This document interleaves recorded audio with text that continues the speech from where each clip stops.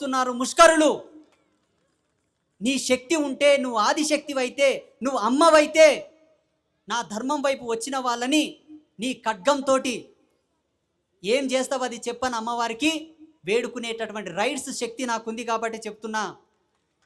మీ ధర్మాన్ని మీరు గౌరవించుకోండి, మీ దేవుళ్ళని మీరు పూజించుకోండి, మీ వరకు మీరు హ్యాపీగా బతకండి, మాకే ఇబ్బంది లేదు, మా వాళ్ళ జోలికి రావద్దు అని ఈ వేదిక మూలకంగా చెప్తూ చిట్ట చివరి ఒక చిన్న మాట. ఇక్కడ ఉండే వాళ్ళు ఎవరు కూడా ఈ రోజటి నుంచి పీర్ల పండుగ చేయొద్దు. తుర్క దేవుళ్ళతోనే మనకు పనిలేదు, బాగా గుర్తుపెట్టుకోండి. ఇక్కడ ఉండే వాళ్ళు ఎవరు కూడా దర్గాల దగ్గరకు పోయి ఉరుసులు చేయడం, కందులు చేయడం చేయకండి. ఎందుకు చేయొద్దు స్వామి అంటే ఒక్క మాట చెప్తా. వాళ్ళ దేవుళ్ళు ఎట్లా నిర్మించుకున్నారంటే, వాళ్ళ దేవుళ్ళ పద్ధతులు ఎలా ఉన్నాయంటే, నష్టన బొట్టు ఉండొద్దు, కాళ్ళకు మెట్టెలు ఉండొద్దు, మెళ్ళో మంగళసూత్రం ఉండొద్దు. అలా వాళ్ళ ఆడవాళ్ళు వెళ్ళి వాళ్ళ దేవుళ్ళని పూజ చేయాలి. వాళ్ళ సిస్టమ్ ఆఫ్ పాలసీ. మొగోడు ఎట్లుండాలి, నష్టన బొట్టు పెట్టొద్దు, నడుముకు మొలతాడు ఉండొద్దు, అలా వెళ్ళి వాళ్ళ దేవుళ్ళని పూజ చేయాలి. పుట్టినప్పుడే కింద కట్ చేసుకొని పూజ చేయాలి. మీరు బొట్టు పెట్టుకుంటాం, ముడతాలు కట్టుకుంటాం, అన్నీ మంచిగా పెట్టుకొని పోయి పూజ చేస్తామంటే వాళ్ళ దేవుళ్ళు వరాలు ఇవ్వరు. మన పిచ్చి తప్పిస్తే ఇదంతా మన పిచ్చి. మీకుండేటటువంటి డ్రెస్ కోడ్, మీ అలంకరణ, మీ వేషధారణ, పుట్టినప్పటి నుంచి సచ్చే వరకు మీరు ఎట్లుంటారో అట్లా మీరు మీ దేవుళ్ళని పూజ చేసుకోండి, మీ దేవుళ్ళని మీరు కొలుసుకోండి. సాల్, అంతవరకు మనకు సాల్. కొత్త దేవుళ్ళతోనూ మనకు పని లేదు.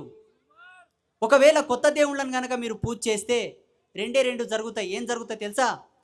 తరతరాలుగా మీ యొక్క DNA ఫ్రీక్వెన్సీ మీద ఉండేటటువంటి ఆరా లెవెల్స్ అని పోతాయి, జీవ కళలని తగ్గుతాయి, జన్మధర్మ సంభవంతో వచ్చినటువంటి దైవశక్తులని మట్టిలో పోసిన పన్నీర్ అయిపోతాయి. మీ పెద్దలు ఎవరిని పూజించుకొని నీకు వారసత్వంగా నీ ఇతనం వేసి నిన్ను పుట్టించారు, ఏ దేవుని పూజించి నిన్ను పుట్టించారు, అదే కళలు నీ శరీరంలో ఉంటాయి తప్ప అడ్డమొచ్చిన దేవుళ్ళను పూజ చేస్తేవంటే జాతి సంక్రమణ జరగవచ్చు, జాగ్రత్త. దీంట్లో ఆంతర్యం చాలా ఉంది, మీకు అర్థమైందో లేదో. మంచి ఎక్స్పర్ట్ డాక్టర్ని అడిగితే చెప్తారు నా మాటలో ఉన్న సత్యం ఏంటన్నది. ఎస్, 24 గంటలు మేము స్పిరిచువల్గా రీసెర్చ్ చేస్తూ ఉంటాం. చూడండి, ఒక ఎల్లమ్మ తల్లి సరిపోతుందండి ఈ కలియుగంని పావనం చేయనీకే. మహాపతివ్రత, పచ్చికుండలో నీళ్లు తెచ్చి రుద్రాభిషేకం చేసినటువంటి మహాపతివ్రత ఎల్లమ్మ తల్లి సరిపోదా మనకు? తుళజాపూర్ భవానీ సరిపోదా? ఈ మధ్యలో నా దృష్టికి చాలా వరకు వచ్చాయి మా బంజారా సోదరులు కూడా. చూడండి, మీ ఊపిరి ఈ పంచభూతాల్లో ఉన్నంత వరకు, ఈ భూప్రపంచంలో బంజారా వాళ్ళు ఉన్నంత వరకు సంతు సేవాలాల్ మీ గురువు, భవాని మీ కులదేవత, పరమశివుడు మీ ఇలవేల్పు, శ్రీ వెంకటేశ్వర స్వామి మీ ఇంటి అల్లుడు. నేను చూపిస్తా దానికి ప్రమాణాలు. వీళ్ళే మీకు దేవుళ్ళు. ఇకపోతే హనుమంతుడు మీకు క్షేత్రపాలకుడు.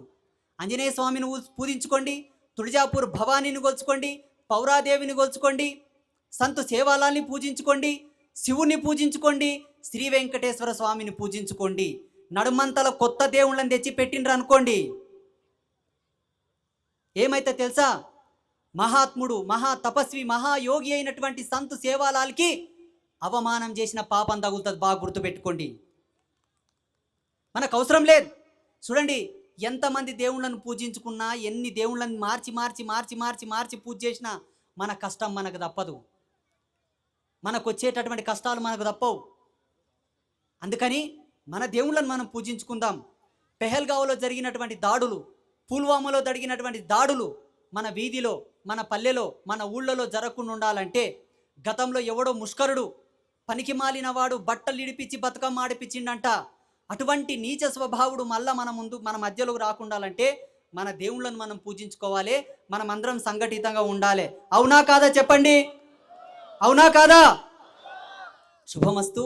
మరొకసారి గట్టిగా చెప్పాలి, భారత్ మాతా కీ, భారత్ మాతా కీ, భారత్ మాతా కీ, వందే వందే వందే. ఇప్పుడు మీరందరూ కూడా ఎక్కడ కూర్చున్న వాళ్ళు అక్కనే కూర్చోండి దయచేసి. రిక్వెస్ట్ ఏమనుకోకండి, నేను చాలా దూరం పోవాలి, రేపు కూడా కార్యక్రమాలు ఉన్నాయి కాబట్టి పెద్దలు నేను అడిగాను, నేను వెళ్తా. మీరందరూ మంచిగా కూర్చోండి. పెద్దలు ఉన్నారు, చాలా దూరం నుంచి వచ్చారు కాబట్టి వాళ్ళు మాట్లాడతారు. వాళ్ళు మాట్లాడిన తర్వాత భోజనం చేయండి. ఏదో కార్యక్రమం కూడా పెట్టారంట పెద్దలు, అవన్నీ మీరు చూస్తారని, మీరందరూ నా పిల్లలని, నేను మీ కొడుకునని మనస్ఫూర్తిగా నేను వేడుకుంటూ శుభమస్తు తదాస్తు.